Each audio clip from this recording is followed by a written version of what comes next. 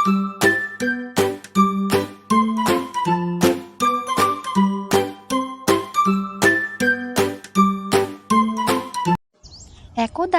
এক জঙ্গলে এক ঝাঁক পাখি বাস করত।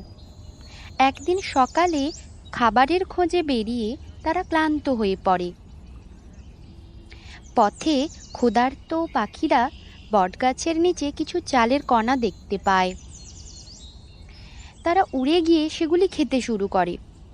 হঠাৎ তারা বুঝতে পারে তাদের পা একটি জালে আটকে যাচ্ছে এবং কোনোভাবেই তারা সেই ফাঁদ থেকে মুক্ত হতে পারছে না। তখন রাজা পাখি একটি উপায় বের করে। সে বলে, চলো আমরা একসাথে আকাশের অনেক উঁচুতে উড়ে যাই, যাতে শিকারী আমাদের নাগাল না পায়। এই বলে পাখিরা আকাশের অনেক উঁচুতে উড়ে যায়। গাছের আড়ালে লুকিয়ে থাকা শিকারী অবাক হয়ে তা দেখতে থাকে।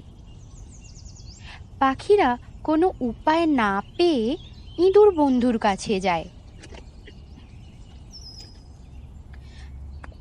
পাখিরা ইঁদুর বন্ধুর কাছে সাহায্য চেয়ে বলে, আমার প্রিয় বন্ধু ইঁদুর, তুমি কি আমায় সাহায্য করতে পারো? আমরা এই জালে আটকা পড়েছি, আর তুমি আমার সেই বন্ধু যে আমাকে এই বিপদ থেকে রক্ষা করতে পারে। ইঁদুর বন্ধু বলে, আমি তোমাদের সাহায্য করতে পারলে নিজেকে খুবই ধন্য মনে করব। এবং ইঁদুর তার ধারালো দাঁতের সাহায্যে জালটি কেটে পাখিদের রক্ষা করে। পাখিরা ইঁদুর বন্ধুকে ধন্যবাদ জানালো। এইভাবে পাখিরা তাদের বাসায় ফিরে গেল। নীতি কথা, একতাই বল।